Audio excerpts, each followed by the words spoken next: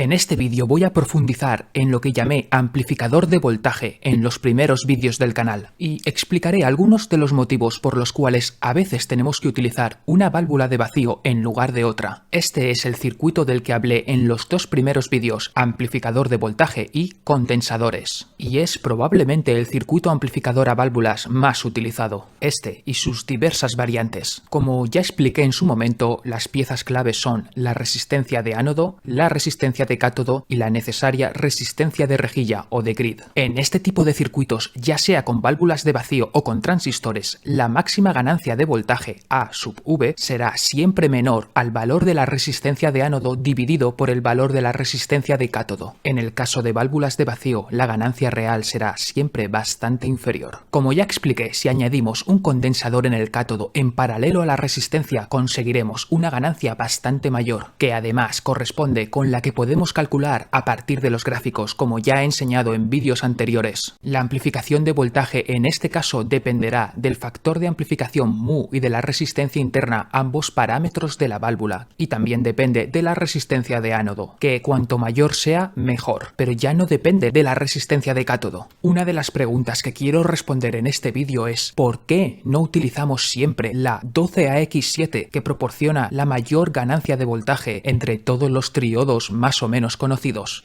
Para responder a esta pregunta voy a poner un ejemplo real. Supongamos que tenemos una fuente de alimentación de 250 voltios de corriente continua. Esta válvula es una 12AX7. Tenemos 220 kiloohmios en el ánodo y 2,2 kiloohmios en el cátodo. En la rejilla, un valor genérico de 470 kiloohmios. Este valor, como ya dije en otros vídeos, no es demasiado crítico. Para el condensador de acoplo, 220 nanofaradios irá bien, pero en el cátodo necesitaremos por lo menos, en mi opinión, 33 microfaradios, y eso nos obligará a utilizar un condensador electrolítico que tienen polaridad. Vamos con el punto de operación. En el ánodo tendremos unos 140 voltios aproximadamente. En el cátodo alrededor de 1 voltio. Como la rejilla está a cero, la polarización será menos 1 voltio. Y la corriente en reposo que atravesará la válvula será de medio miliamperio. En estas condiciones, la 12AX7 tiene un factor de amplificación mu de alrededor de 100 y una resistencia interna de unos 100 kiloohmios. Sustituyendo estos valores en la fórmula, obtendremos una ganancia de voltaje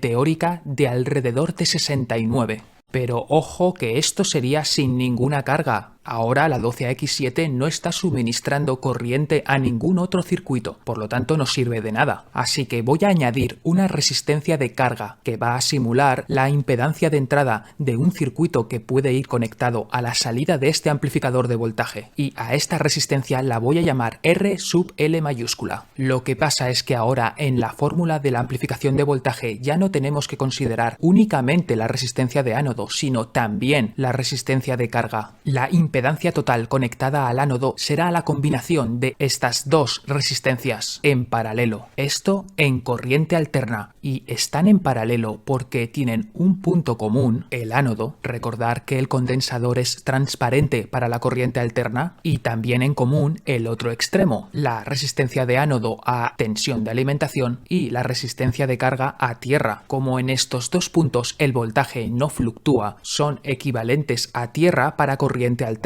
y por lo tanto es como si estuvieran conectados al mismo punto del circuito. Así que su resistencia equivalente o combinada es la misma que la de dos resistencias en paralelo, y esta es la fórmula, multiplicación dividido por suma, y donde va a dominar la resistencia más pequeña, enseguida lo veremos. Así que tenemos que sustituir la resistencia de ánodo por la resistencia equivalente en la fórmula. Y vamos a empezar con una carga fácil, 470 kiloohmios, que es una carga fácil porque va a demandar muy poca corriente, es una resistencia bastante elevada. La resistencia equivalente será de unos 150 kiloohmios, todo esto aproximadamente. Y si utilizamos ahora la fórmula para calcular la amplificación de voltaje, veremos que ha descendido un poco, no mucho, pero sí lo suficiente para darnos cuenta de que la carga disminuye la ganancia en tensión de una etapa de amplificación y muy fácilmente a una 12AX7. Vamos a ver qué pasa si la sometemos a una carga mayor de 47 kiloohmios, que es bastante dura para una válvula como esta. La resistencia equivalente ahora será de 39 kiloohmios. Vemos que la resistencia más pequeña pequeña domina, en este caso 47, y la amplificación de voltaje disminuye dramáticamente. Si utilizamos un amplificador como este con una 12AX7 para atacar a una etapa de potencia con una 6L6 o una KT88, por ejemplo, que en lugar de estar polarizada por cátodo utilice polarización fija con el cátodo a tierra y una tensión negativa directamente en la rejilla, su resistencia de rejilla no podrá ser superior a unos 100 kiloohmios y esto va a poner en apuros a nuestra 12AX7, que perderá una parte importante de la ganancia de la que es capaz sin carga y muy por debajo de 100, que es el valor teórico máximo imposible de alcanzar sin utilizar semiconductores o esquemas más complejos como el cascodo. A una 12AU7 o una ECC88 no les costaría nada y podrían hacer este trabajo sin perder apenas rendimiento, pero sus factores de amplificación son muy inferiores a los de la 12AX7, así que si queremos una alta amplificación de voltaje pero poder atacar a cargas como por ejemplo 100 kiloohmios o incluso inferiores, vamos a necesitar más de una válvula, es decir, más de una etapa.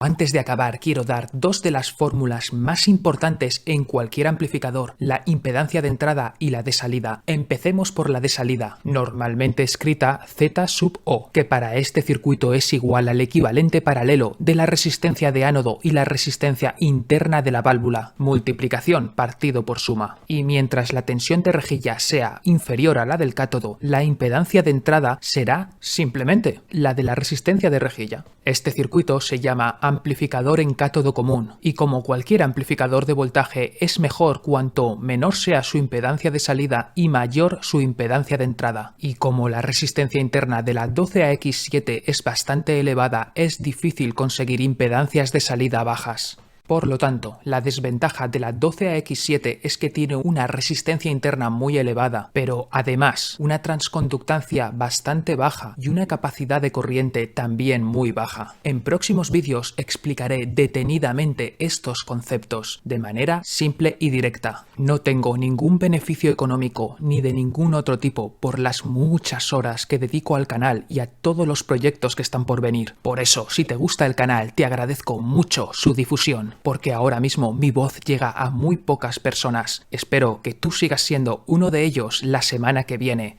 en Clave de Retro.